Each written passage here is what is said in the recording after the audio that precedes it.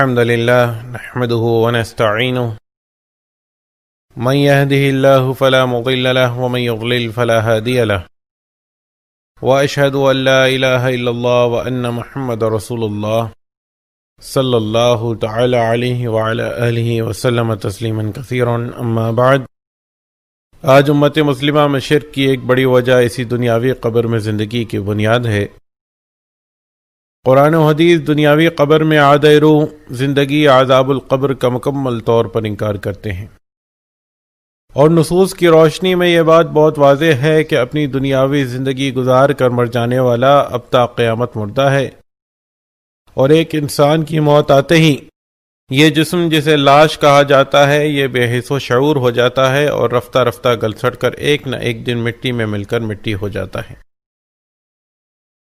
لیکن حقیقت حال کے برعکس عقائد و نظریات میں بگاڑ کا شکار ہو جانے والی اس امت میں آج بکثرت یہ عقیدہ پایا جاتا ہے کہ قبر میں مدفون یہ لاش زندہ ہے، اور نہ صرف زندہ بلکہ اب یہ سنتا اور دیکھتا بھی ہے. پھر اسی عقیدے نے مزید ترقی کر کے اس مردہ جسم کو داتا، دستگیر، مشکل کشا و حاجت روا اور نہ جانے اللہ رب العزت کی کن کن صفات کا حامل بنا دیا. یہی وجہ ہے کہ آج اللہ کو چھوڑ کر انہیں پکارا بھی جا رہا ہے اور ان کی خوشنودی کے حصول کے لیے ان کی نظر و نیاز بھی کی جا رہی ہے. ان تمام باطل نظریات کا موجب یہی دنیاوی قبر میں عادہ روح یعنی روح لوٹائے جانے اور زندگی کا عقیدہ ہے. سب سے پہلے عذاب القبر اور قبر کے سوال و جواب کے نام پر اس مردہ جسم میں روح لوٹائے جانے کا عقیدہ پیش کیا گیا. اب جب کہ روح اس مردہ جسم میں واپس آ گئی تو یہ زندہ بھی ہو گیا، اور پھر بابا بنا کر داتائی، دستگیری، مشکل کشائی اور حاجت روائی کے منصب پر فائز کر دیا گیا. ہم اس سیریز میں انشاءاللہ العزیز قرآن و احادیث صحیحہ میں دی گئی معلومات کی روشنی میں اس بات کو واضح کرنے کی کوشش کریں گے کہ عذاب القبر کیا ہے اور یہ کہاں اور کیسے ہوتا ہے. ظاہری بات ہے کہ روح اور عذاب القبر غیبی امور میں سے ہیں جن کی ہو بہو حیت و کیفیت اور معاملات کے بارے میں تو نہیں بتایا جا سکتا. البتہ قرآن و حدیث نے اتنی تفصیلات ضرور فراہم کر دی ہیں کہ ایک بندہ مومن جو قرآن و حدیث صحیحہ سے سلسلے میں رہنمائی حاصل کرنا چاہے وہ ہرگز احبار و رہبان کے خود ساختہ عقائد یعنی عادہ روح، سماع موتا اور اسی دنیاوی گڑھے میں عذاب و راحت قبر کا حامل نہیں رہ سکتے. امید ہے کہ آپ اسے دل جمعی کے ساتھ ملاحظہ فرمائیں گے. آپ سے یہ بھی گزارش ہے کہ جہاں بھی کہیں کوئی غلطی پائیں تو قرآن و حدیث کے دلائل پیش کر کر ہماری اصلاح کا حق بھی ضرور ادا کریں. عن اسماء بنت ابی بکر رضی اللہ عنہما تقول قام رسول اللہ صلی اللہ علیہ وسلم.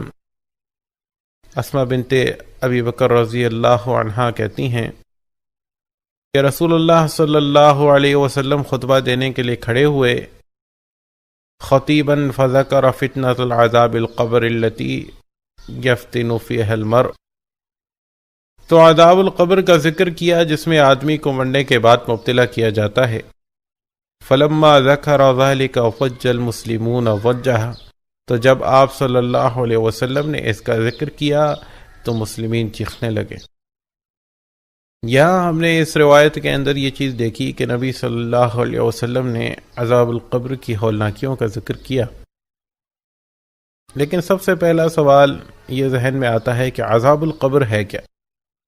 سورہ ابراہیم آیت نمبر 27 میں اللہ تبارک و تعالی فرماتے ہیں یثبت اللہ الذین آمنوا بالقول الثابت فی الحیاۃ الدنیا وفی الآخرہ.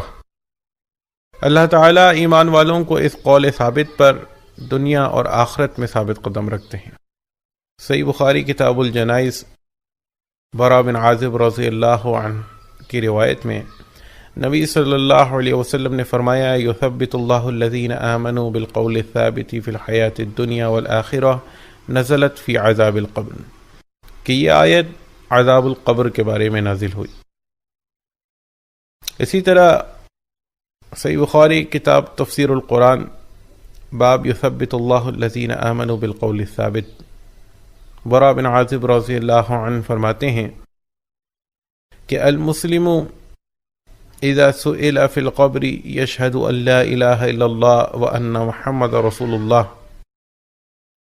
فذلك قوله يثبت الله الذين آمنوا بالقول الثابت في الحياة الدنيا والآخرة.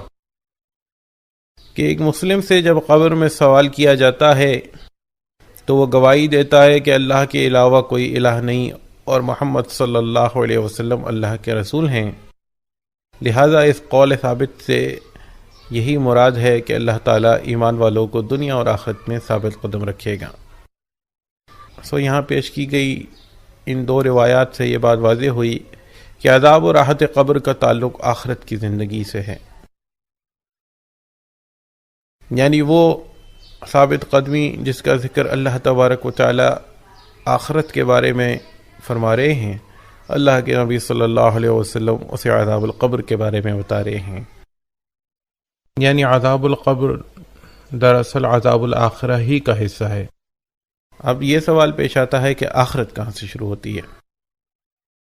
صحیح بخاری کتاب الجنائز باب مرض النبی صلی اللہ علیہ وسلم و وفاتہ، عائشہ رضی اللہ عنہا بیان کرتی ہیں کہ جب نبی صلی اللہ علیہ وسلم مرض الموت میں مبتلا تھے تو میرے بھائی عبد الرحمن بن ابی بکر رضی اللہ عنہما تشریف لائے۔ ان کے ہاتھ میں مسواک تھی۔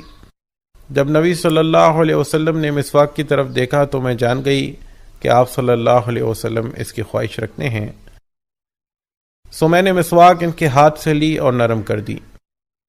نبی صلی اللہ علیہ وسلم مسواک کر کے واپس کرنے لگے تو وہ ان کے ہاتھ سے گر گئی۔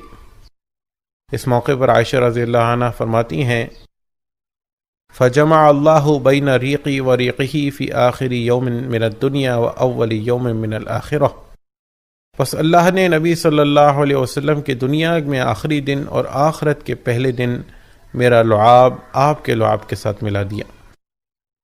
تو اس حدیث سے یہ بات بھی واضح ہوتی ہے کہ جیسے ہی انسان کی روح قبض ہوتی ہے، زندگی کا یہ دور ختم اور آخرت کا دور شروع ہو جاتا ہے۔ اسی وجہ سے عائشہ رضی اللہ عنہا نے اس دن کو نبی علیہ السلام کی دنیا میں آخری اور آخرت کا پہلا دن قرار دیا۔ قرآن اس حوالے سے مکمل رہنمائی فرماتا ہے کہ آخرت شروع ہوتے ہی انسان کے ساتھ کیا معاملہ ہوتا ہے۔ سورہ نحل آیات 28-29 اللہ تبارک و تعالی فرماتا ہے الذین تتوفاہم الملائکۃ ظالمی انفسہم، کہ ان نفس پر ظلم کرنے والوں کی جب فرشتے روح قبض کرتے ہیں فَأَلْقَوْا السَّلَمَ مَا كُنَّا نَعْمَلُ مِنْ سُوءٍ، تو اس موقع پر یہ لوگ بڑی فرما برداری کے بول بولتے ہیں کہ ہم تو کوئی برا کام نہیں کرتے تھے۔ بلا ان اللہ علیم بما کنتم تعملون، فرشتے جواب دیتے ہیں یقیناً اللہ جانتا ہے جو کچھ تم کیا کرتے تھے۔ فَادْخُلُوا أَبْوَابَ جَهَنَّمَ خَالِدِينَ فِيهَا، پس داخل ہو جاؤ جہنم کے دروازوں میں جہاں تم نے ہمیشہ رہنا ہے۔ فَلَبِئْسَ مَثْوَى الْمُتَكَبِّرِينَ، پس برا ہی ٹھکانہ ہے متکبرین کے لیے۔ سورہ انعام آیت نمبر 93 فرمایا وَلَوْ تَرَىٰ إِذِ الظَّالِمُونَ فِي غَمَرَاتِ الْمَوْتِ، کاش تم ظالموں کو اس حالت میں دیکھو جب وہ سکرات موت میں ہوتے ہیں۔ وَالْمَلَائِكَةُ بَاسِطُو أَيْدِيهِمْ، اور فرشتے ہاتھ بڑھا بڑھا کر کہہ رہے ہوتے ہیں اخرجوا انفسکم، نکالو اپنی روحوں کو۔ اليوم تجزون عذاب الہون بما کنتم تقولون علی اللہ غیر الحق وکنتم عن آیاتہ تستکبرون، آج تمہیں ان باتوں کی پاداش میں ذلت کا عذاب دیا جائے گا جو تم اللہ پر تہمت رکھ کر ناحق کہا کرتے تھے اور اس کی آیات کے مقابلے میں سرکشی دکھاتے تھے۔ اسی طرح طیب لوگوں کی قبض روح کا ذکر کرتے ہوئے سورۃ النحل آیت نمبر 32 میں فرمایا الذین تتوفاہم الملائکۃ طیبین یقولون السلام علیکم ادخلوا الجنۃ بما کنتم تعملون، کہ جب فرشتے نیک لوگوں کی روحیں قبض کرتے ہیں تو کہتے ہیں تم پر سلامتی ہو، داخل ہو جاؤ جنت میں ان اعمال کی وجہ سے جو تم کرتے تھے۔ تو قرآن و حدیث کے بیان کردہ دلائل سے یہ بات روز روشن کی طرح واضح ہو جاتی ہے کہ انسان کی روح قبض ہوتے ہی اس کی دنیا کی زندگی ختم اور آخرت کی شروع ہو جاتی ہے، اور اگلے ہی لمحے جنت میں اس کی جزا یا جہنم میں اس کی سزا کا مرحلہ شروع ہو جاتا ہے۔ اور اس مرحلے میں جس کو نبی علیہ السلام نے عذاب القبر بھی کہا، اللہ تعالیٰ اہل ایمان کو دنیاوی زندگی کی طرح ثابت قدمی عطا فرماتا ہے۔ انشاءاللہ العزیز اگلی قسط میں ہم قرآن و حدیث صحیحہ میں مذکور دلائل کی روشنی میں اس بات کو زیر بحث لائیں گے کہ وفات کے بعد انسان کی روح کے ساتھ کیا معاملہ پیش آتا ہے۔ تب تک کے لیے السلام علیکم ورحمۃ اللہ وبرکاتہ۔